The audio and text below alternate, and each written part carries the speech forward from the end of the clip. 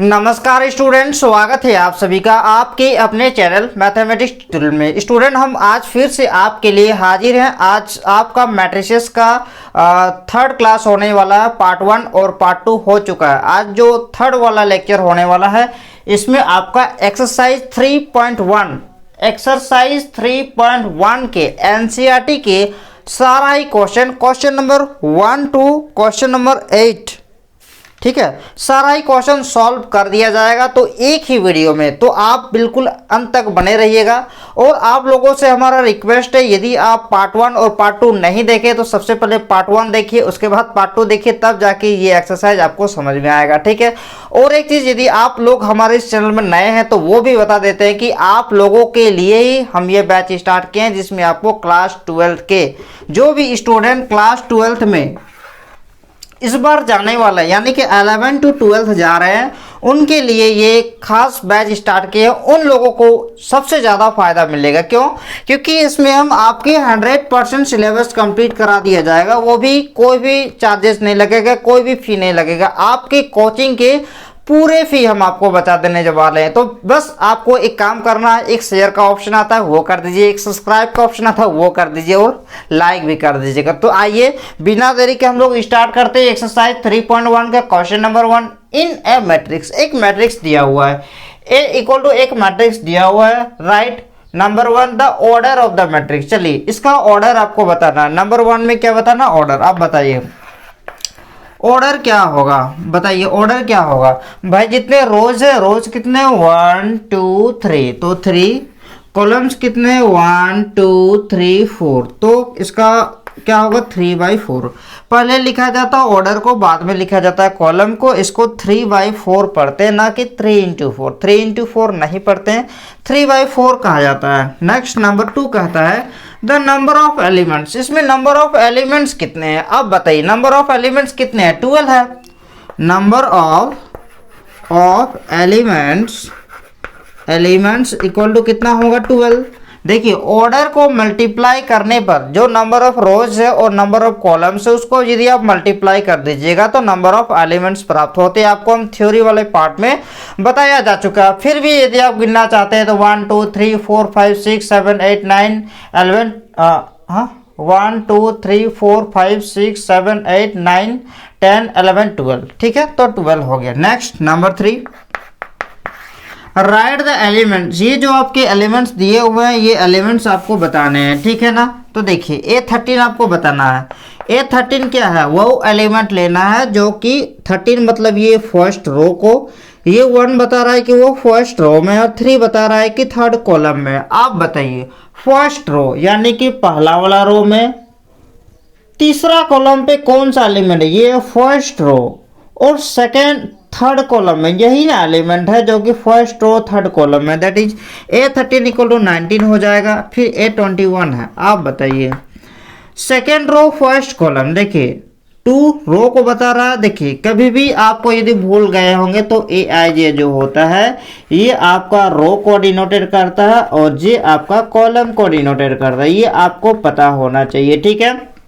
चलिए second row first column, ये है सेकेंड रो, ये सेकेंड रो और ये फर्स्ट कॉलम। तो ये वाला एलिमेंट जो है आपका सेकेंड रो में है और आपका फर्स्ट कॉलम में है, यानी कि ये हो जाएगा 35। नेक्स्ट A33 यानी कि थर्ड रो में भी होना चाहिए, यानी कि first row second row third row, ये है आपका थर्ड रो। अब इस थर्ड रो में कौन सा एलिमेंट है जो थर्ड कॉलम में भी है, तो थर्ड रो हो गया, ये हो गया थर्ड कॉलम, यानी कि ये जो एलिमेंट है आपका थर्ड रो में है और फर्स्ट सेकंड थर्ड कॉलम में भी है, दैट मीन्स -5। नेक्स्ट आपको बताना है A24 यानी कि सेकंड रो फोर्थ कॉलम, ये हो गया आपके सेकंड रो और ये हो गया आपके फोर्थ कॉलम, यानी कि ये हो गया 12, ठीक है। नेक्स्ट A23 यानी कि सेकंड रो थर्ड कॉलम, ये हो गया आपका सेकंड रो और ये हो गया थर्ड कॉलम, दैट इज 5/2। समझ में आया, क्लियर है, कोई दिक्कत नहीं है। क्वेश्चन नंबर 1 जल्दी से नोट कर लीजिए।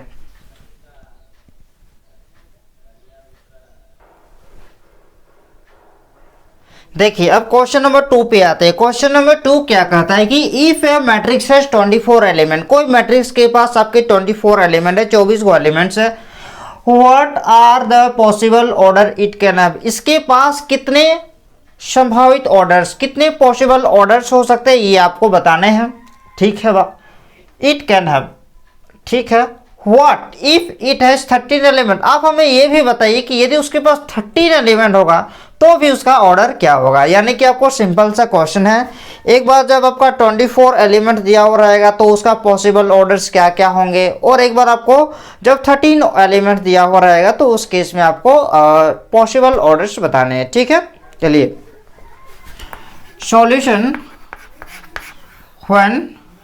when the matrix has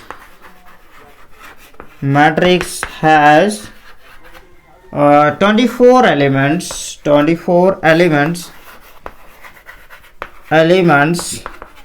then the possible orders are, बताइए 24 एलिमेंट से तो उसका पॉसिबल ऑर्डर्स क्या क्या हो सकता है। या तो 1/24 होगा, मतलब 1 रो होगा, 24 कॉलम्स होंगे दोनों का। देखिए जैसे कि देखिए नंबर ऑफ एलिमेंट यहाँ 24 ही होगा, क्योंकि दोनों को मल्टीप्लाई करेंगे। ये है नंबर ऑफ रोज और ये है number of columns. Number of columns और नंबर ऑफ रोज को मल्टीप्लाई करने से नंबर ऑफ एलिमेंट्स आते हैं, तो दोनों को मल्टीप्लाई करने से हमारा 24 भी आ रहा है। दैट मीन्स हम 1/24 लिख सकते हैं। नेक्स्ट हम 24/1 भी लिख सकते हैं। मतलब ये दोनों में क्या अंतर है खास सर, आप तो बस पलटा दिए, नहीं अंतर है। इसमें 1 रो है, इसमें 24 रो है, इसमें 24 कॉलम्स है, तो यहाँ पे 1 कॉलम्स है। ठीक है, नेक्स्ट और क्या हो सकता है 2/12, फिर हो सकता है 12/2, फिर हो सकता है 3/8, फिर हो सकता है 8/3, और क्या हो सकता है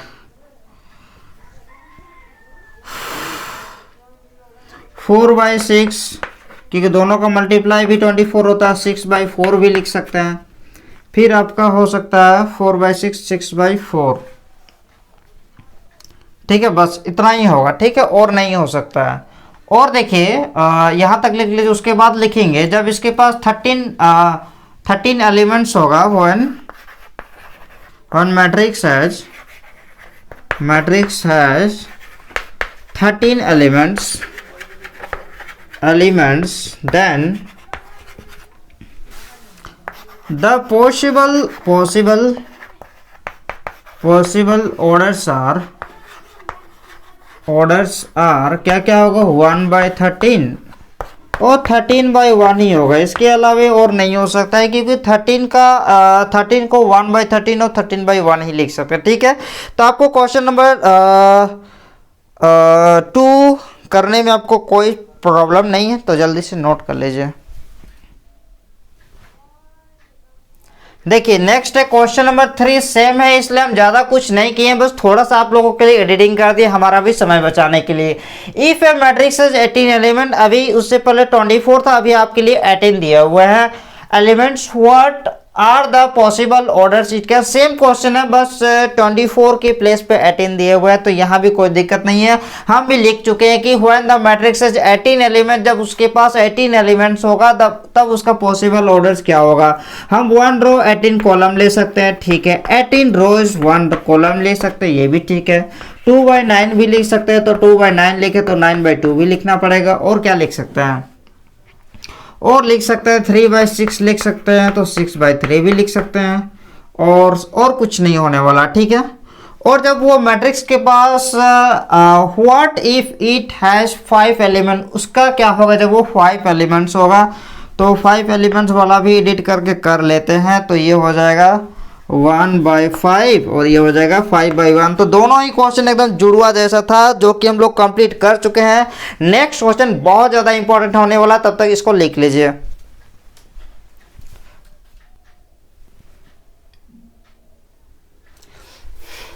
चलिए स्टूडेंट, ये भी क्वेश्चन बहुत ज़्यादा अच्छा होने वाला है। क्वेश्चन नंबर 4 क्या कहता है, इंटरेस्टिंग क्वेश्चन है। कंस्ट्रक्ट ए 2x2 मैट्रिक्स। अभी आपको मैट्रिक्स बनाना है कितने ऑर्डर का, 2x2 ऑर्डर का। यदि आपको मैट्रिक्स बनाना तो जाहिर सी बात यह है कि उसके जो अंदर्स होंगे वो एलिमेंट्स भी होंगे। अब 2x2 ऑर्डर के हैं यानी कि उसके एलिमेंट्स कितने होंगे, 4 एलिमेंट्स होंगे। चलिए सर, उसका जो एलिमेंट्स वो दिया हुआ है नंबर 1, इस केस में एक उसका जो एलिमेंट होगा यानी कि वो जिस रो में होगा जिस कॉलम में होगा वो इस तरह से डिफाइंड है, ठीक है। नंबर 2 के केस में इस तरह से डिफाइंड है और नंबर 3 के केस में इस तरह से डिफाइंड है। तो कहता है कि जब उसका एलिमेंट इस प्रकार होगा तो वो 2x2 ऑर्डर का मैट्रिक्स क्या होगा, इस प्रकार होगा, और इस प्रकार होगा तो क्या होगा। तो घबराने की कोई आवश्यकता नहीं, बहुत ईजी क्वेश्चन है। तो सबसे पहले एक हम लोग 2x2 ऑर्डर का मैट्रिक्स मान लेंगे, ठीक है। अब 2x2 ऑर्डर का मैट्रिक्स मानेंगे, दैट मीन्स वो मैट्रिक्स सकल सूरत से उसका जो रंग रूप होगा वो इस तरह से होगा। आपको हमसे बेहतर पता होना चाहिए, ठीक है। इसका जो ऑर्डर से ये आपका 2x2 है, अच्छी बात है। ये first row, second row, first column, second column. मतलब आप इसको सिंपल ऐसे भी कर सकते हैं 11, 12, 21, 22। चलिए इसका जो नेमिंग है कैसे दिया जाता है, ये हम किस अनुसार किए हैं ये आपको फर्स्ट पार्ट में बता चुके हैं, ठीक है। आइए नंबर 1 जो है, अब देखिए नंबर 1 के अनुसार A11, A12, A21 और A22 का वैल्यू फाइंड करना, सिंपल सा बात है। तो Aij इक्वल टू है आपका Aij इक्वल टू है I प्लस जे का होल स्क्वायर बाई 2, ये आपके दिया हुआ है। दैट मीन्स अब इसका वैल्यू निकालेंगे A11। आपको क्या करना है, देखिए I के प्लेस पे 1 है और J के प्लेस पे 1 है, I के प्लेस पे 1 है और J के प्लेस पे 1 है। तो यहाँ भी I के प्लेस पे 1 रखेंगे और J के प्लेस पे 1 रखेंगे। तो I का वैल्यू है 1, दैट मीन्स 1। J का वैल्यू भी है +1, तो I का वैल्यू 1 रख दें, J का वैल्यू 1 रख दें। क्यों? क्योंकि यहाँ भी I के प्लेस पे 1 है और J के प्लेस पे 1 है। तो सिंपल सा काम करना है, ठीक है। तो 1 + 1 2 का स्क्वायर बाई 2 यानी कि 4/2 हो जाएगा 2। फिर निकालेंगे हम लोग A12 का वैल्यू। तो I का वैल्यू अभी क्या 1 है और J का वैल्यू है अभी 2/2 का होल स्क्वायर यानी कि 2 + 1 3 का square by 2, that means 9/2। Next क्या होने वाला है, A आपका निकालेंगे, ये निकल गया। आप A21 निकालेंगे तो 21 का जो वैल्यू होगा I के प्लेस पे 2 रखेंगे तो 2 प्लस J के प्लेस पे 1 रखेंगे बाई 2 का होल स्क्वायर, तो ये हो जाएगा आपका 3 स्क्वायर बाई 2, हाँ बाई 2 यानी कि 9/2। नेक्स्ट फिर से हम लोग करेंगे कि A22 का वैल्यू। तो 22 का वैल्यू आ जाएगा 2 + 2 का होल स्क्वायर बाई 2, तो यानी कि 2 + 2 4 स्क्वायर बाई 2 यानी कि ये हो जाएगा 4 का स्क्वायर होता है 16/2 यानी कि 8, ठीक है। देयरफॉर A इक्वल टू होगा आपका जो वैल्यू था A11, A12, A21 और ये था A22। सारा का वैल्यू आप लोग को रख देना है। A11 का वैल्यू आया 2, 12 का वैल्यू आया 9/2, 21 का वैल्यू भी 9/2 और इसका वैल्यू आ गया आपका 8। तो ये हो गया आपका आंसर, सिंपल करना है। चलिए इसको जल्दी से नोट कर लीजिए।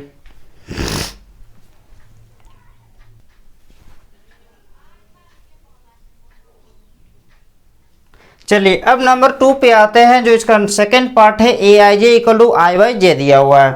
तो A11 इक्वल टू क्या होगा सर, 1/1 होगा, दैट मीन्स 1 होगा। और A12 का वैल्यू देखिए, इस केस में हम लोग एक मैट्रिक्स फाइंड किए जिसका आंसर निकल चुका है। जब उसका एलिमेंट इस तरह से डिफाइंड होगा तो मैट्रिक्स क्या होगा, जब उसका एलिमेंट इस तरह से डिफाइंड होगा तो मैट्रिक्स क्या होगा, ये पूछा है। तो इसके लिए तो कर दिया, अब इसके लिए भी सारा एलिमेंट डिफाइंड है कि रो बाई कॉलम होना चाहिए, I/J होना चाहिए। तो चलिए निकालते हैं। तो इसके लिए A12 का वैल्यू फाइंड करेंगे, दैट मीन्स I का वैल्यू 1, J का वैल्यू 2, दैट मीन्स 1/2।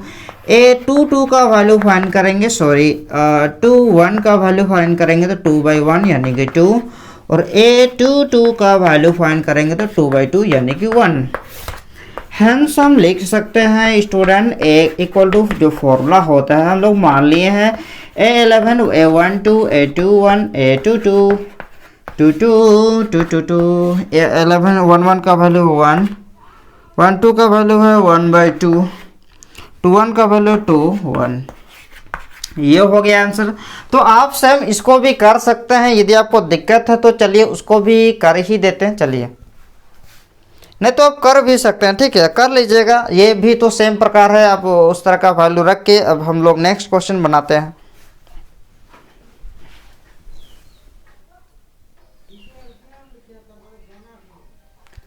आइए नेक्स्ट क्वेश्चन आप लोग 5 नंबर देखिए। 5 नंबर क्या है, सेम है, थोड़ा सा पहले वाले क्वेश्चन से थोड़ा सा लॉन्ग है। अभी क्या करना है, कंस्ट्रक्ट ए 3/4। अभी आपको 3/4 ऑर्डर के मैट्रिक्स बनाना है, यानी कि उसमें जो 3 रोज होंगे और 4 कॉलम्स होंगे, यानी कि टोटल नंबर ऑफ एलिमेंट्स आपकी 12 होंगे।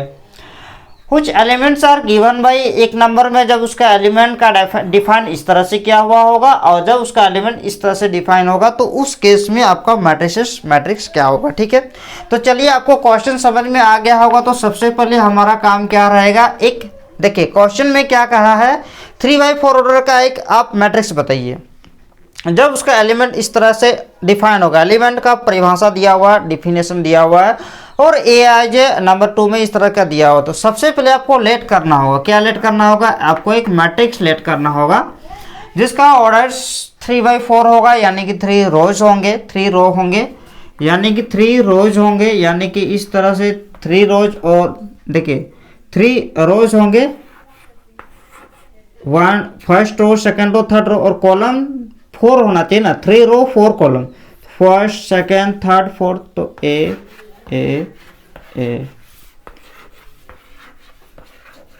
चलिए, यहां तक आपको कोई दिक्कत कोई परेशानी नहीं होना चाहिए, ठीक है। तो अब जो है आपका हाँ, अब हम लोग एक काम करते हैं, सबका नेमिंग करते हैं।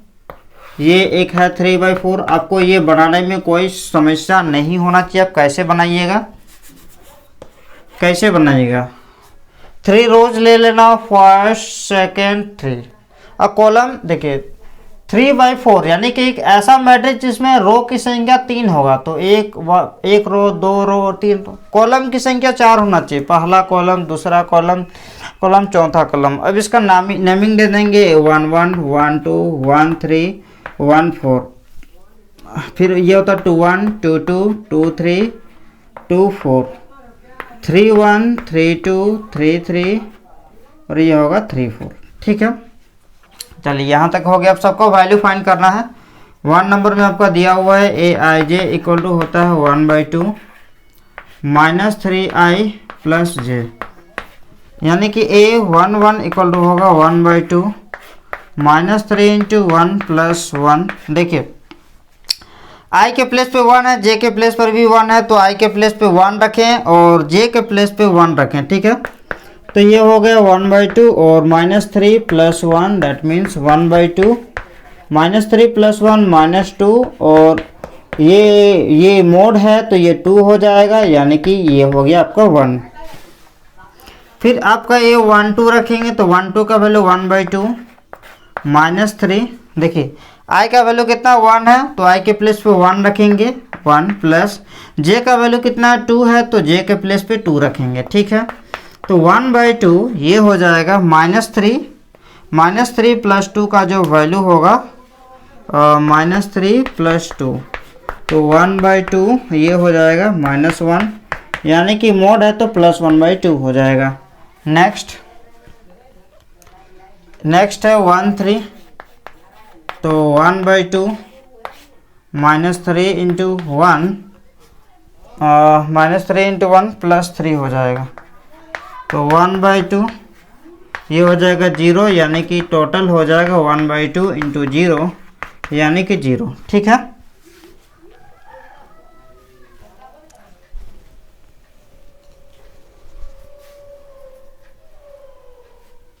तो एक बार लिख लेते हैं जो है यहाँ पे, क्योंकि मेरे पास जगह नहीं है। तो A11 का वैल्यू है 1, A12 का वैल्यू है 1/2,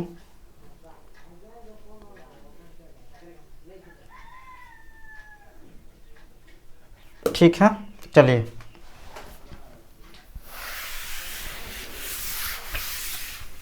अब फिर फाइंड करना है आपको A14 का वैल्यू। A14 तो 1/2 -3 इंटू 1 + 4 यानी कि हो जाएगा 1/2 -3 + 4 हो जाएगा 1, दैट मीन्स 1/2। नेक्स्ट A21 का वैल्यू 1/2 -3 आई का वैल्यू कितना, देखिए आई का वैल्यू अभी 2 है तो -3 इंटू क्या हो जाएगा, यहाँ पे आई के प्लेस पे 2 प्लस जे का वैल्यू कितना है, अभी जे के प्लेस पे 1 है तो यहाँ पे 1 रखा जाएगा। तो ये हो जाएगा 1/2 और ये हो जाएगा -6 + 5 यानी कि 1/2 और -6 + 5 -1 मोड है तो ये हो जाएगा 1/2। नेक्स्ट A22 का वैल्यू यदि फाइंड करेंगे तो 1/2 -3 इंटू 2 + 2 -3 इंटू 2 + 2 क्योंकि देखिए ये आई के प्लेस पे 2 है तो यहाँ पे 2, जे के प्लेस पे 2 है तो 2 यानी कि 1/2 -6 + 2 यानी कि हो जाएगा 1/2। देखिए -6 + 2 -4 यानी कि 1/2 इंटू 4 दैट इज 2। ठीक है, तो यहाँ भी दो वैल्यूज आ चुके हैं। आपका ये 14 का वैल्यू आ गया आपका 1/2, A21 का वैल्यू है आपका 1/2 और A22 का वैल्यू है आपका 2।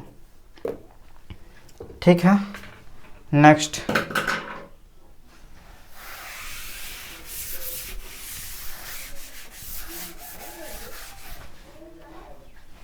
A23 1/2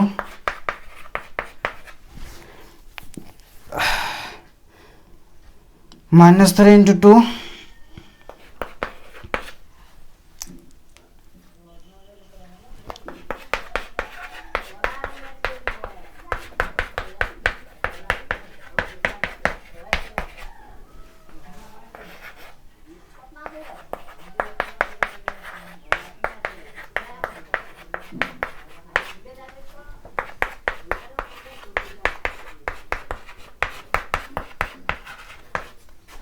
-2 हो जाएगा, ये हो जाएगा 2/2 दैट इज हो जाएगा 1।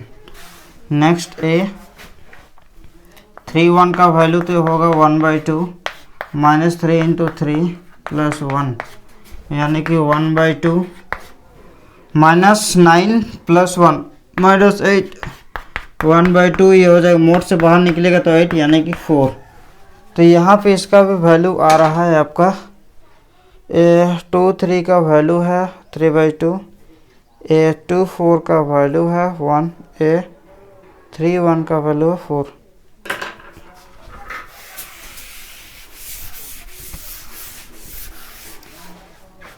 नेक्स्ट A32 1/2 -3 इंटू 3 + 2 यानी कि 1/2 -9 + 2 हो जाएगा -7 यानी कि 7/2। A33 1/2 -3 इंटू 3 + 3 तो 1/2 -9 + 3 हो जाएगा -6 तो ये हो जाएगा 6/2 यानी कि हो जाएगा 3। A34 का वैल्यू हो जाएगा 34 का वैल्यू हो जाएगा आपका 1/2 -3 इंटू 3 + 4 यानी कि 1/2 -9 + 4 हो जाएगा -9 + 4 -5 5/2। ठीक है,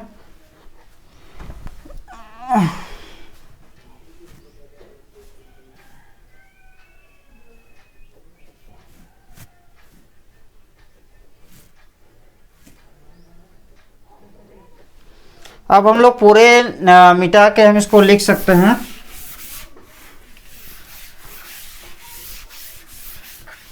हैंस ए को सारा का वैल्यू फाइंड कर लिए। A11 का वैल्यू है 1 1/2, 13 का वैल्यू है 0, 14 का वैल्यू 1/2, 21 का वैल्यू है 1/2, 22 का वैल्यू है 2, 23 का वैल्यू है 3/2, 24 का वैल्यू 23 का वैल्यू 3/2, 24 का वैल्यू है 1, 3 1 का वैल्यू है 4, 3 2 का वैल्यू है 7/2,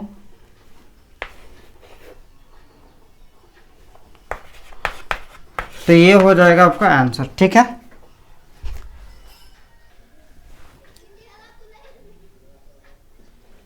देखिए अब जो है कुछ नया, कुछ दूसरा टाइप का क्वेश्चन है। ठीक है, क्या कहता है कि find the value of X Y and Z of the following equation. ये आपको मैट्रिक्स के फॉर्म में दो इक्वेशन दिए हुए हैं, इसमें आपको एक्स वाई और जेड का वैल्यू फाइंड करना है। तो आपको क्या करना है, सबसे पहले लिखना है गिवन इक्वेशन जो दिया हुआ है, उसके बाद लिखेंगे ऑन इक्वेटिंग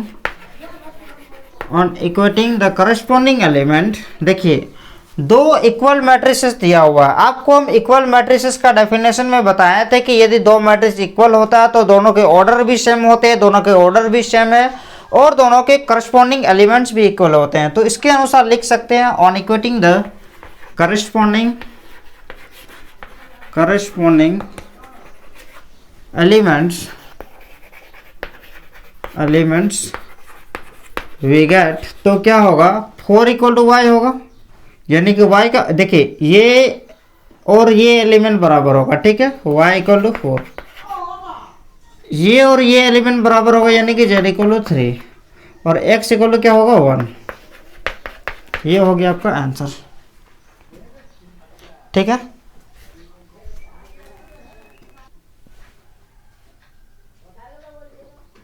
चलिए अब इसको भी हल करते हैं। ये अब 2 नंबर है। ठीक है, 3 को क्वेश्चन है, 1 नंबर हो चुका, 2 नंबर देखिए ऑन इक्वेटिंग।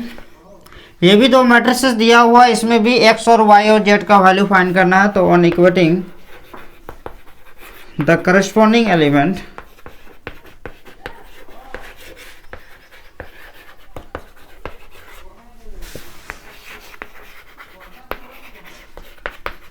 वी गेट, तो क्या होगा x + y = 6, इसको मान लेते हैं इक्वेशन 1, और 2 तो 2 है, ये है 5 + z = 5 हो जा रहा है।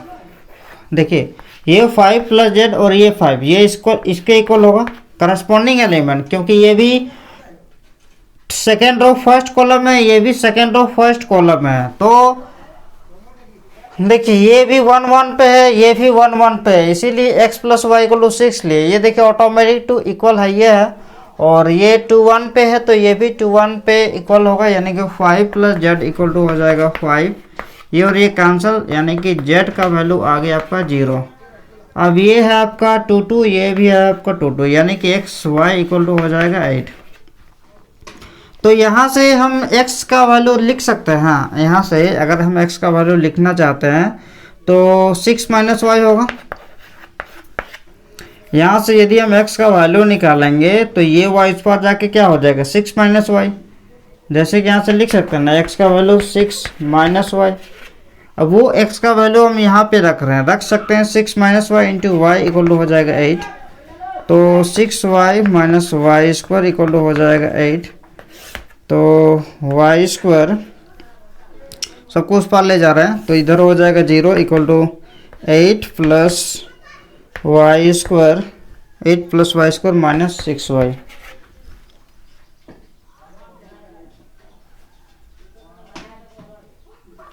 तो इसको लिख सकते हो y² - 6y + 8 = हो जाएगा 0।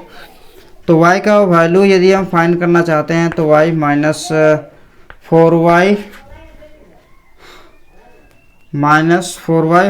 2y, तोड़ेंगे इसको तो ये हो जाएगा -6 और 8 + 8 = 0। तो यहाँ से हम y कॉमन निकाल सकते हैं, तो y -4 हो जाएगा, -2 कॉमन निकालेंगे तो y - 4 = हो जाएगा 0, दैट इज y - 2। और हम इसको लिख सकते हैं y - 4 = 0। तो y - 2 = भी 0 होगा और y - 4 = भी 0 होगा, दैट इज y = हो जाएगा 2 और y = हो जाएगा 4। तो y का वैल्यू 2 2 को आया तो x का वैल्यू भी 2 2 को आएगा। तो हम इसको यहाँ से लिख सकते हैं। तो फिलहाल जो है ऊपर मिटाना होगा। ठीक है, तो इसको हम छोटा सा फॉर्म में इसको यहाँ पे लिख सकते हैं, ठीक है, व्हेन फ्रॉम 1, देखिए इसमें से है ना, व्हेन y का वैल्यू 2 रखेंगे, तो यहाँ पे यदि हम y का वैल्यू 2 रखेंगे तो x का वैल्यू कितना आएगा, x प्लस 2 इक्वल टू 6, यानी कि x का वैल्यू हो जाएगा 4। व्हेन y इक्वल टू हो जाएगा 4, देन जब यहाँ पे y का वैल्यू 4 रखेंगे x प्लस 4 इक्वल टू 6, तो x का वैल्यू आ जाएगा 2। तो हेंस लिख सकते हैं, फिलहाल यहाँ तक लिखने के बाद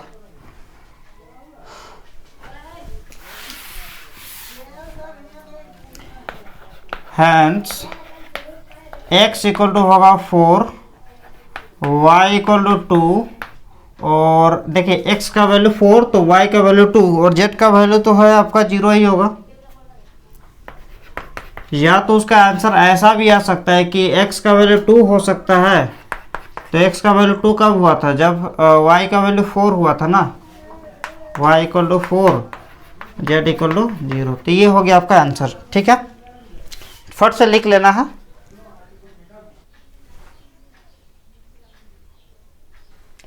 देखिए क्वेश्चन नंबर जो 3 है, ठीक है, इसमें भी 2 इक्वेशन दिया हुआ है, तो इसका जो ऑर्डर्स होगा ये कॉलम मैट्रिक्स है, इसमें भी 1 कॉलम से, इसमें भी 1 कॉलम से। इसको आप 3 अलग अलग एलिमेंट्स नहीं कहेंगे, ये 1 एलिमेंट्स है जो कि आपका x plus Y plus Z है, यानी कि x plus Y plus Z equal to हो जाएगा 9, x plus Z equal to हो जाएगा आपका 5 और y plus Z equal to हो जाएगा 7। x plus Z equal to 5, y plus Z equal to 7। ये हो गया इक्वेशन 1 2 और ये हो गया आपका 3। अब देखिए फ्रॉम 1 एंड 3, जरा ध्यान दीजिएगा, 1 में क्या x प्लस, ये जो y प्लस जेड है, इस y प्लस जेड का वैल्यू क्या है, 7 है। ये जो y प्लस जेड है, इस y प्लस जेड के प्लेस पे हम यहाँ से 7 लिख सकते हैं, क्योंकि y plus Z equal to 7 दिया हुआ, लो 9, तो x इक्वल टू हो जाएगा 9 माइनस 7, यानी कि हो जाएगा 2, ठीक है। पुटिंग x इक्वल टू 2 इन 2 पे रख देते हैं, तो x का वैल्यू 2 पे रखेंगे, तो ये हो जाएगा 2 प्लस जेड इक्वल टू हो जाएगा 5, यानी कि z इक्वल टू हो जाएगा 5 माइनस 2, यानी कि 3, ठीक है। y नहीं निकला हुआ है, पुटिंग z इक्वल टू 3 इन 3, तो z का वैल्यू 3 रखेंगे, तो y प्लस z का वैल्यू है 3 इक्वल टू 7, तो y का वैल्यू हो जाएगा 7 माइनस 3 इक्वल टू 4, यानी कि हम कह सकते हैं कि hence x equal to 2, y equal to 4 और z इक्वल टू हो गया 3। ये हो गया आपका आंसर, ठीक है।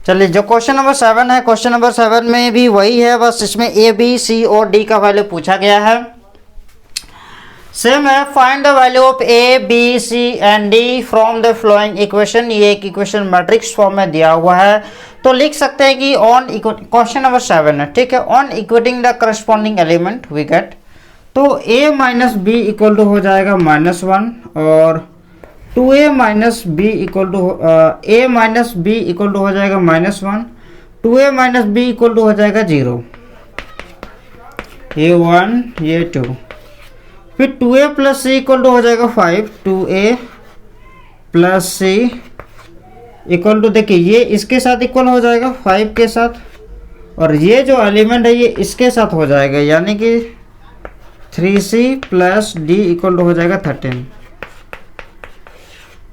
जैसे कि आपको पता ही है कि करस्पॉन्डिंग एलिमेंट इक्वल करना है, यानी कि 11 के साथ a minus B equal to -1, 2 और 2a minus B equal to हो जाएगा 0, 2a minus B equal to हो जाएगा 0, 2a plus C equal to ये इसके साथ 2a plus C equal to देखिए 5 लिखें और 3c plus D equal to हो जाएगा 13। अब ये चारों इक्वेशन को सॉल्व करना, देखिए ये दोनों एक जैसा है, इस यहाँ से a और b निकलेगा, ये दोनों एक जैसा है, तो यहाँ से आपका c और d का वैल्यू फाइंड होगा, ठीक है।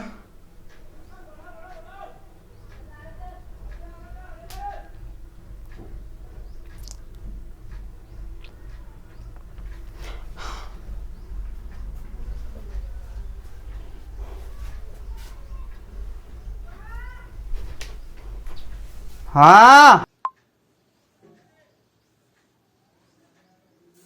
चलिए अब यहाँ से हम लोग करते क्या है कि इन दोनों इक्वेशन को 2 में 1 को घटाते हैं, 2 माइनस 1 सब्ट्रैक्ट करते हैं, तो 2a माइनस बी इक्वल हो जाएगा 0 और a माइनस बी इक्वल हो जाएगा -1। तो सब्ट्रैक्ट करेंगे तो साइन चेंज हो जाएगा, 2a माइनस a और ये दोनों कैंसिल हो गया तो ये हो गया 1। a का वैल्यू 1 रखेंगे, पुटिंग a इक्वल टू 1 इन 1, तो a का वैल्यू 1 रखेंगे तो 1 माइनस बी इक्वल टू हो गया -1, तो 1 plus 1 equal to B, that means b equal to हो गया 2। तो देखिए a का वैल्यू 1, b का वैल्यू 2 फाइंड कर लिए हैं, ठीक है। इसी प्रकार जो है आप इन दोनों को सॉल्व कीजिएगा तो a और c मिलेगा, ठीक है। तो इन दोनों इक्वेशन से भी आप a और c फाइंड कर सकते हैं, तो खुद से भी आगे बना लीजिएगा। नेक्स्ट हम क्वेश्चन नंबर 8 बनाते हैं। देखिए जो क्वेश्चन नंबर 8 है ये हम नहीं लिखे हैं पूरा, आपका एनसीईआरटी बुक होना चाहिए, नहीं खरीदे तो ले लीजिए, ठीक है। कहता है कि a इक्वल टू ए एक मैट्रिक्स दिया हुआ जिसका ऑर्डर m/n होगा। कहता है कि इज ए स्क्वायर मैट्रिक्स, ये क्या होगा, स्क्वायर मैट्रिक्स होगा। इफ ये स्क्वायर मैट्रिक्स कब होगा बताओ, जब ये दोनों इक्वल होते हैं, m/m या तो n/m, जितने नंबर्स ऑफ रोज होंगे उतने नंबर्स ऑफ कॉलम होंगे, तो m इक्वल टू n, तो ये वाला ऑप्शन हो जाएगा, ठीक है। या तो m/m लिखिए या तो n/n लिखिए, तो ये दोनों इक्वल होता है तो वो स्क्वायर मैट्रिक्स होता है, तो ये ऑप्शन नंबर सी। तो यहाँ तक आपका एक्सरसाइज 3.1 के सारे ही क्वेश्चन कंप्लीट हो चुके हैं। तो वीडियो कैसा लगा, पसंद आया तो लाइक वी करना नहीं भूलिएगा, ठीक है। तो नेक्स्ट मिलते हैं अगले क्लास में, अगले टॉपिक फिर से अच्छे से करवाएंगे, ठीक है।